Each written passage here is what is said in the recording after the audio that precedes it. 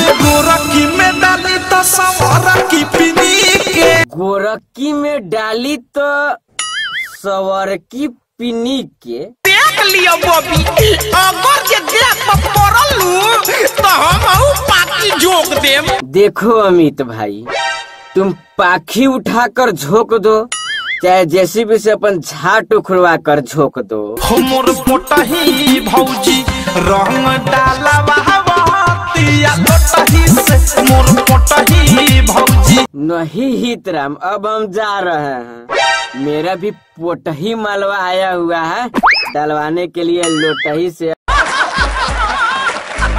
चल पताल इंट्रो लगा दे, आज कुछ नया करते हैं। ठीक है। नमस्ते प्रणाम, कैसे आप सब। मैं आपका छोटा भाई अंदीप अंदाज। आज के वीडियो बहुत जबरदस्त होने वाला है। वीडियो में लिया और देश प्रेमी और अमित पटेल को, तो वीडियो पूरा देखे और एंजॉय करे। अच्छा लगे तो लाइक करे, कमेंट करे और MX भोजपुरी को प्लीज सब्सक्राइब जरूर करे। ठीक है। तो आइए ना दोस्तों, फिर से चलते हैं एक बार उसी अंधेरी गलियों में और उड़ाते हैं भोजपुरी वीडियो का मजाक और बेगर ही लाइव स्टार्ट करते हैं अंदीप अंदाज का मजेदार वीडियो।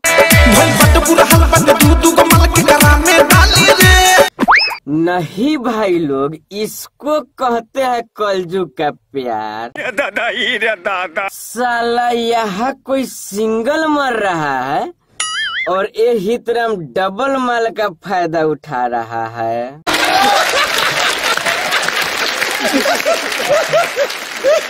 Oh my God। अरे गोरखी में डाली तो सवरकी पिनी के, गोरखी में डाली तो सवरकी पिनी के। नहीं भाई लोग, सवरकी काहे पिनकेगा। सवरकी को मेरे हवाले कर दीजिए, हम पटक के लगा देते हैं, नहीं पिनकेगी सवरकी।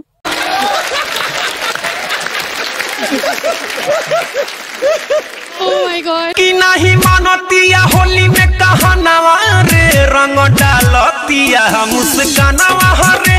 देखो अमित भाई, यही से कह देंगे तो कहिएगा कि कहते हैं। अपना अखिया चियार चियार कर देखिए तो मुस्कानवा रंग डाल रही है, नहीं मुस्कानवा पानी डाल रही है।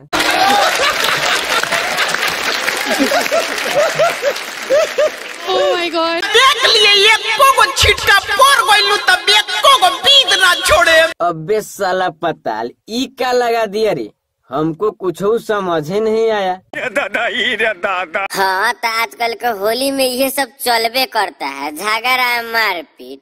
पहले का होली अब रहिए कहा गया है।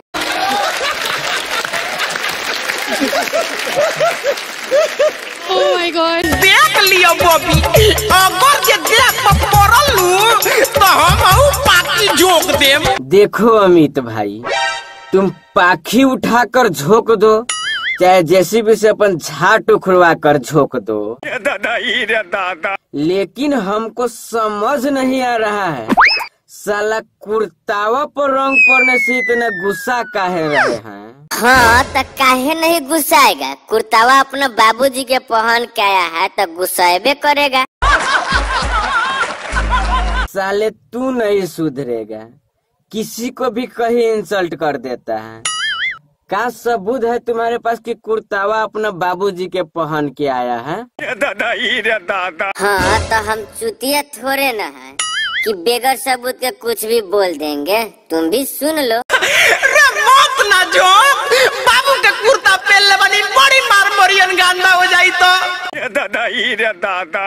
मोर पोटही भौजी रंग डाला बहवतिया पोटही से, मोर पोटही भौजी। नहीं अवधेश भाई, क्या बोले, हमको कुछ सुनाई नहीं दिया है, फिर से खाली सुनाइएगा।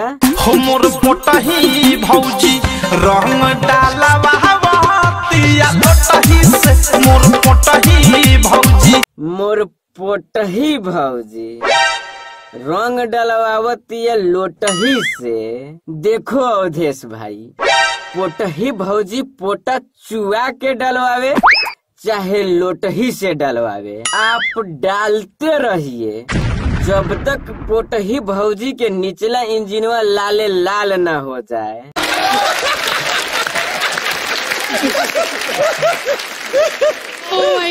हो मोर पोटही भौजी रंग डाला बहतिया लोटही से मोर पोटही भौजी। नहीं हितराम, अब हम जा रहे हैं। मेरा भी पोटही मालवा आया हुआ है डलवाने के लिए लोटही से।